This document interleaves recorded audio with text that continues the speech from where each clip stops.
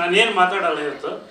ಏನಂದ್ರೆ ಅಂಕಿತ ಪುಸ್ತಕದ 172ನೇ ಪುಸ್ತಕವಾಗಿ ನಾನು ಪ್ರವೇಶ ಮಾಡಿದೆ ನನ್ನ ಮೊದಲ ಕಥಾ ಸಂಕಲನದ ಮೂಲಕ. ಅವರೇ ಕೇಳಿದ್ರು ಒಂದು ಪುಸ್ತಕ ಕೊಡಿ ಅಂತ. ಬಟ್ ಈಗ ಅನಿಸಿರ್ಬೋದು ಯಾಕಾದ್ರೂ ಕೇಳಿದ್ನು ಅಂತ. ಸೊ 57 ಪುಸ್ತಕ ನನ್ನ ಪ್ರಿಂಟ್ ಮಾಡಿದ್ದಾರೆ.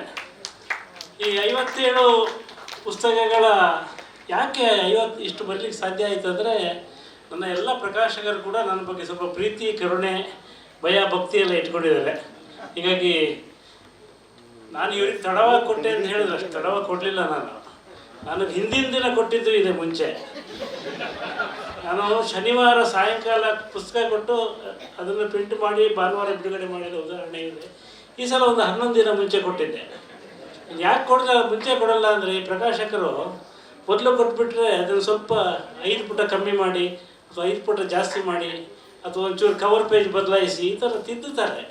ಹಾಗಾಗಿ ತಿದ್ದುವುದಕ್ಕೆ ಯಾವುದೇ ಅವಕಾಶ, ನಾನು ಹೇಳ್ತಾ ಇರ್ತೀನಲ್ಲ, ಈ ಬ್ಲೌಸ್ ಹೊಲಿಯೋನು ಹಬ್ಬದ ಹಿಂದಿನ ದಿನ ತಂದು ಕೊಟ್ಬಿಡ್ತಾರೆ, ಅವ್ರ ಕರೆಕ್ಷನ್ ಹೇಳೋಕ್ಕಾಗಲ್ಲ ಅಂತೇಳಿ. ಅದೇ ಥರ.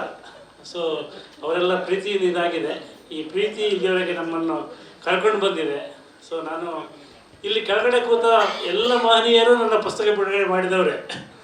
ಸೊ ಈ 100 ಪುಸ್ತಕಗಳಲ್ಲಿ ಸೀತಾರಾಮ್ ಸರ್ ಒಂದು 30 ಪುಸ್ತಕ ಬಿಡುಗಡೆ ಮಾಡಿರ್ಬೋದು, ಶೇಷಾದ್ರಿಯವರು ಮಾಡಿರ್ಬೋದು. ಸೊ ಎಲ್ಲರೂ ನಾದ ಮಾಡಿದ್ದಾರೆ, ಶ್ರೀನಿವಾಸ್ ಬಾಬು ಅವರು ಮಾಡಿದ್ದಾರೆ. ಹೀಗೆ ಇಲ್ಲಿ ಕೆಳಗಡೆ ಕೂತ ಎಲ್ಲರೂ ನನ್ನ ಪುಸ್ತಕವನ್ನು ಬಿಡುಗಡೆ ಮಾಡಿ, ಜಯಂತ್ ಕಾಯ್ದೆ ಒಂದು 5-6 ಪುಸ್ತಕ, ನನ್ನ ಮೊದಲ ಪುಸ್ತಕ ಬಿಡುಗಡೆ ಮಾಡುವಾಗ ಅವರು ಬಂದಿದ್ದರು. ಆಗ ನಾನು ವೇದಿಕೆಯಲ್ಲಿ ಇರಲಿಲ್ಲ, ನನ್ನ ಅನಾಮಧೇಯ ಹೆಸರಲ್ಲಿ ಬೆಳೀತಾ ಇದ್ದೆ, ಜಾನಕಿ ಕಾಲವನ್ನು. ಸೊ ಹೀಗೆ ಎಲ್ಲರೂ ಇಲ್ಲಿ ಇದ್ದೀರಿ. ಸೊ ದಕ್ಷಿಣಾಯನ ಬಿಡುಗಡೆ ಆಗಿದೆ. ಇದು ಮಾತಾಡೋ ಸಮಯ ಅಲ್ಲ. ಎಲ್ಲರಿಗೂ ಧನ್ಯವಾದಗಳು.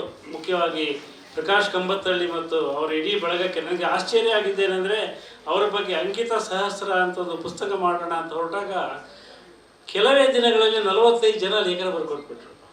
ಆ ಲೇಖನ, ಪ್ರತಿ ಲೇಖನ ಕೂಡ ಭಾಳ ವಿಶಿಷ್ಟವಾಗಿತ್ತು. ಅಂದರೆ ಎಲ್ಲರೂ ಬರೆಯುವಾಗ ಅಂಕಿಅಂಶಗಳನ್ನು ಬರಲಿಲ್ಲ, ಅವರ ವಿಶಿಷ್ಟವಾದ ಅನುಭವಗಳಿದೆಯಲ್ಲ, ಅವ್ರ ಜೊತೆ ಒಡನಾಟಗಳನ್ನು ಬರೆದ್ರು. ಅಂತ ಒಂದು ಒಡನಾಟ ಏನಂದರೆ, ನಾನು ಒಂದು ಕಾದಂಬರಿಯನ್ನು ಅವರು ಪ್ರೂಫ್ ತಿದ್ದುತ್ತಾರಲ್ಲ, ಆ ರೂಮಲ್ಲಿ ಕೂತ್ಕೊಂಡು ಬರ್ತಿದ್ದೆ. ಅವ್ರೊಂದು ಸಲ ನನ್ನನ್ನು ಆ ರೂಮ್ ಒಳಗಡೆ ಹಾಕಿ ಬರೆದು ಕೊಟ್ಟ ಮೇಲೆ ಹೊರಗಡೆ ಬಿಡ್ತೀನಿ ಅಂತ ಹೇಳಿ ಬೀಗ ಹಾಕ್ಕೊಂಡು ಹೋಗಿ ಬರೀಲೇಬೇಕಾಯಿತು. ಈ ಥರದ ಅನುಭವಗಳಿದ್ದಾವೆ. ಅದನ್ನು ಆ ಪುಸ್ತಕದಲ್ಲಿದೆ. ಆ ಪುಸ್ತಕ ಕೂಡ ಓದಿ.